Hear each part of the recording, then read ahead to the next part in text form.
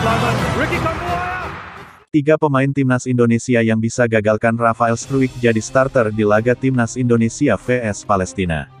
Rafael Struijk merupakan satu dari 26 pemain yang dipanggil Sintayong untuk laga timnas Indonesia vs Palestina dan Argentina. Kesempatan pemanggilan ini tidak disia-siakan pemain milik Ado Den Haag tersebut. Terbukti, Rafael Struijk gabung TC Timnas Indonesia yang digelar sejak Senin, tanggal 5 Juni tahun 2023. Ia merupakan satu dari 8 pemain yang hadir sejak hari pertama pemusatan latihan.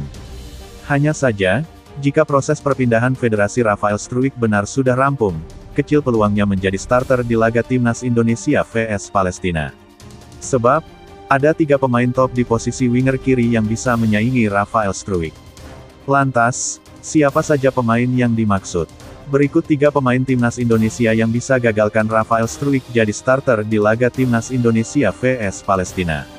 3. Witan Sulaiman. Witan Sulaiman merupakan pemain andalan Sintayong, mulai dari level U19, U23 hingga senior. Sejauh ini kepercayaan yang diberikan Sintayong tak pernah disia-siakan. Witan Sulaiman, winger Persija Jakarta ini kerap kali membobol gawang timnas Indonesia di FIFA Matchday. Terbaru, Witan Sulaiman mencetak 1 gol saat timnas Indonesia bermain 2-2 kontra Burundi di FIFA Matchday Maret tahun 2023. Karena itu, Witan Sulaiman bisa mengagalkan ambisi Rafael Struijk menjadi starter di laga kontra Palestina. 2. Sadil Ramdhani merupakan winger serba bisa, layaknya Witan Sulaiman. Pemain milik Sabah FC ini tak hanya piawai bermain sebagai winger kanan, tapi juga winger kiri.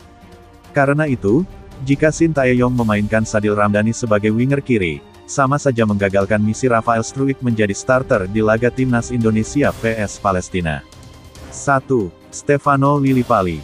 Di posisi puncak ada Stefano Lillipali.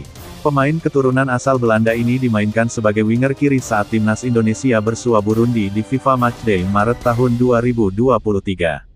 Bahkan ia mengemas asis atas gol yang dibuat Yakob Sayuri saat timnas Indonesia menang 3-1 atas Burundi.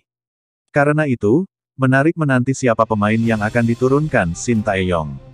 Akankah Rafael Struijk sanggup membuat kejutan dengan dipercaya sebagai starter?